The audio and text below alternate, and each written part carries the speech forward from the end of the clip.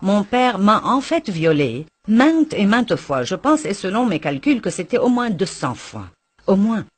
Et donc, quand je pense à ce que Dieu peut vraiment faire dans nos vies, et quand je vois où j'étais il y a des années et où Dieu m'a emmené aujourd'hui, non, mais je suis prête à le partager avec tout le monde, si ça leur donne de l'espérance, pour dire, tu sais quoi, si Dieu a pu t'aider à t'en tirer, je crois qu'il pourra m'aider à résoudre mon problème également.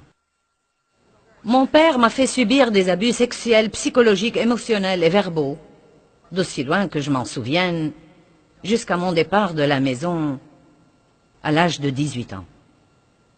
L'abus veut dire faire mauvais usage,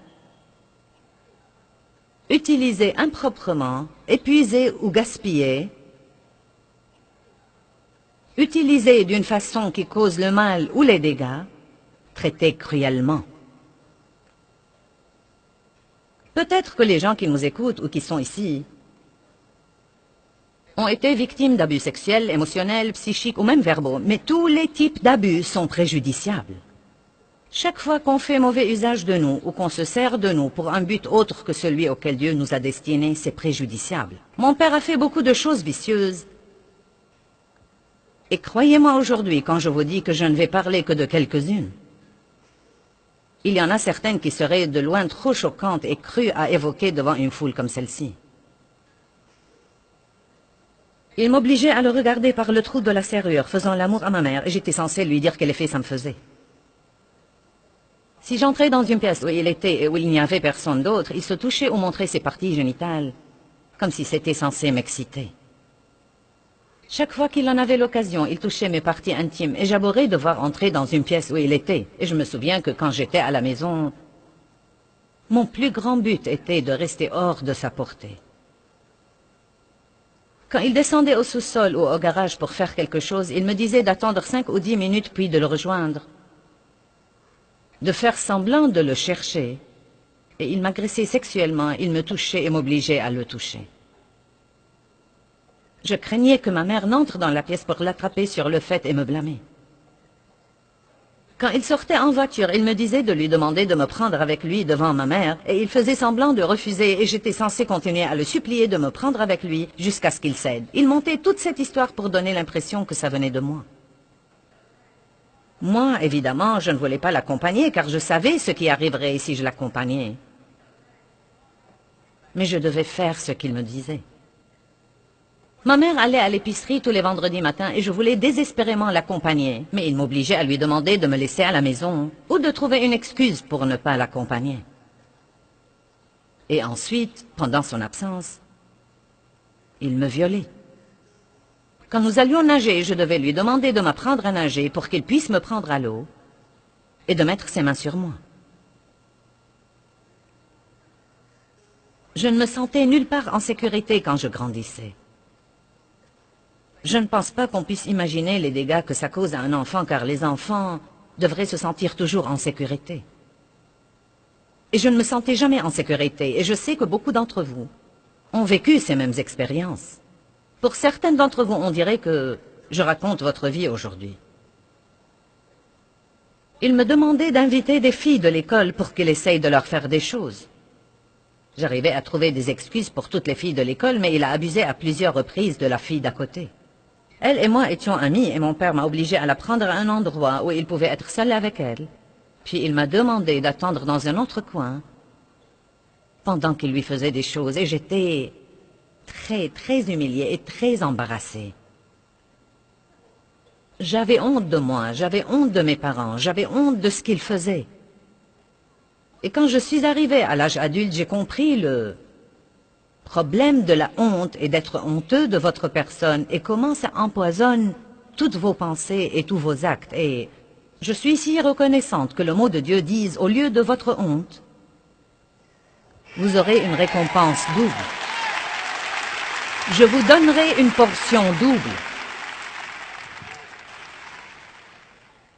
Si vous avez été élevé comme il faut, allez embrasser vos parents 3 fois par jour. Même si vous avez été faiblement élevé comme il faut, même un peu élevé comme il faut. Toutes les victimes d'abus sexuels peuvent se remettre complètement, se rétablir complètement. Maintenant, il y a des choses que je n'aurai jamais et que j'aurais sûrement aimé avoir. Je ne saurai jamais ce que c'est que d'avoir un bon papa. Jamais ce que c'est que de pouvoir m'asseoir sur les genoux de mon papa, de mettre mes bras autour de son cou et de l'étreindre sans craindre que ça ne se transforme en quelque chose d'autre.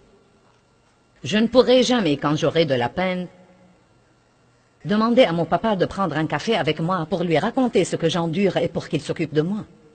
Je n'aurai jamais ça. Mais j'ai mieux que ça.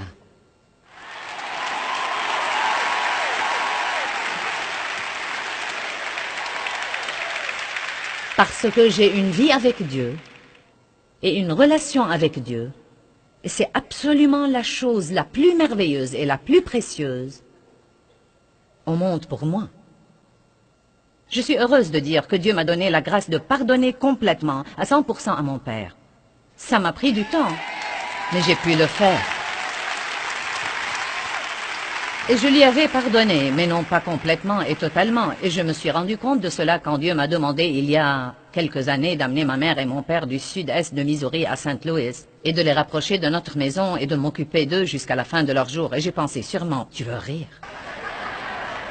Non, mais au début, j'ai réprimé l'idée. J'ai pensé, pas moyen que ce soit de Dieu, car un Dieu d'amour ne demanderait pas de faire ça. Car voyez, ils étaient quelque part où je n'avais affaire à eux que 2 ou 3 fois l'an. Je les voyais pendant les vacances, je leur donnais de l'argent, et j'essayais de ne pas y penser. Dieu m'a dit, ils sont malades et vieux. Je lui ai dit, qu'ont-ils fait pour moi?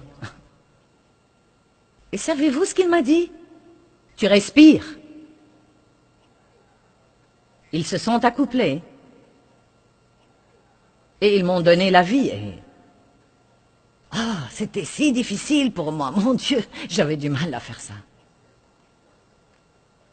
Mais à ce moment-là, j'avais assez d'expérience pour savoir que Dieu s'occupe de moi, et je savais aussi que Dieu ne nous demande jamais de faire quelque chose qui ne concourt pas à notre bien. N'oubliez pas ça. Dieu ne vous demande jamais de faire quelque chose qui ne concourt pas à votre bien. Quand nous avons fait venir mon père et ma mère à Saint Louis pour y vivre, nous leur avons acheté une maison, nous avons dépensé notre argent.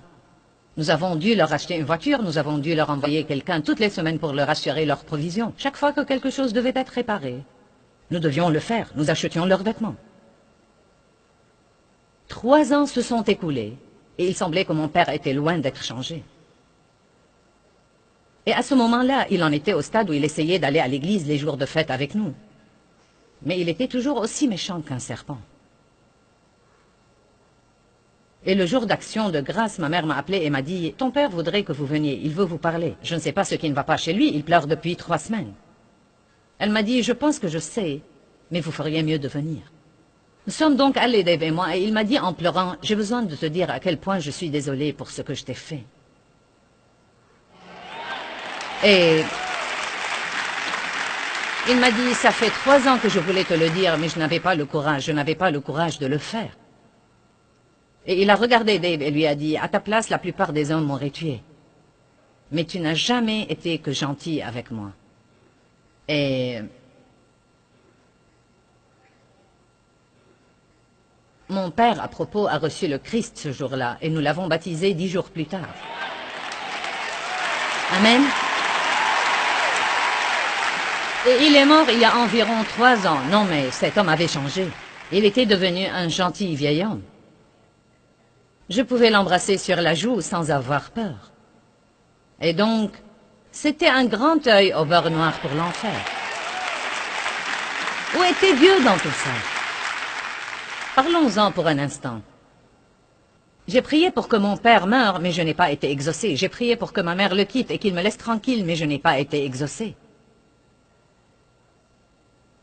Pourquoi Dieu ne m'a-t-il pas aidé? Je priais, je demandais, j'étais cette petite fille innocente dont on abusait. Eh bien, vous savez quoi? Je n'ai pas de réponse à tout ça, mais je peux vous dire que par la foi, je comprends maintenant. C'est pourquoi ce verset que j'ai partagé hier soir, c'est par la foi que nous comprenons comment le monde a été formé. Je ne peux pas vous l'expliquer dans ma pensée, mais je sais bien que Dieu ne m'en a pas libéré, mais il m'a donné la force de l'endurer. Et écoutez, je me souviens que quand j'étais adolescente, allongée sur mon lit la nuit, et c'était mon moment préféré car mon père était toujours au travail. Et de ma petite façon d'enfant, je priais ardemment. Et je pensais qu'un jour, je ferais sûrement quelque chose de grand. Qu'un jour, je ferais quelque chose de très grand. Je crois que Dieu met une graine de grandeur chez tout le monde. Et je crois également que vous avez plus de capacités que vous ne pouvez imaginer. Mais Satan essaye toujours de nous dégrader. Il essaye de nous abaisser et de nous déprécier par les gens qui nous maltraitent. Mais je veux que vous sachiez aujourd'hui que bien que l'on ait abusé de moi et abandonné, et il semblait que personne n'allait m'aider et que ça ne finirait jamais, juste au milieu de tout ça, Dieu avait un plan. Dieu avait un plan. Et je ne peux pas vous expliquer ça, ne me le demandez donc même pas.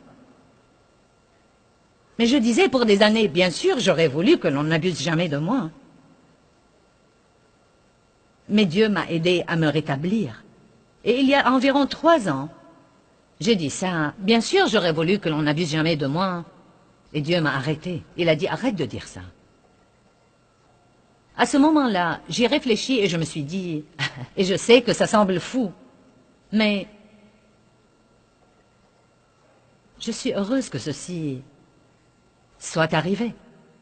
Parce que je suis maintenant meilleure que je n'aurais jamais été.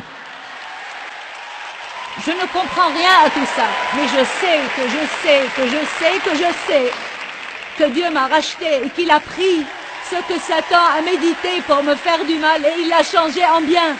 Et je suis meilleure que je n'aurais jamais été si ceci ne m'était pas arrivé. Et il en va de même pour vous aussi. Je suis plus fort, je connais mieux Dieu, je comprends la douleur des gens. Et je crois que ça m'a permis de vous aider dans votre douleur et votre besoin, et de vous dire avec passion et amour, Dieu est vivant. Il vous aime. Il a un bon plan pour votre vie, et ne doutez jamais de ça. Ne doutez jamais de ça. Pouvez-vous vous rétablir? Vous regardez une personne qui s'est rétablie. Amen. Vous regardez maintenant la preuve que vous pouvez vraiment vous rétablir. Il n'y a pas un abîme si profond qu'il ne puisse étendre le bras pour vous en sortir. Il dressera vos pieds sur le roc.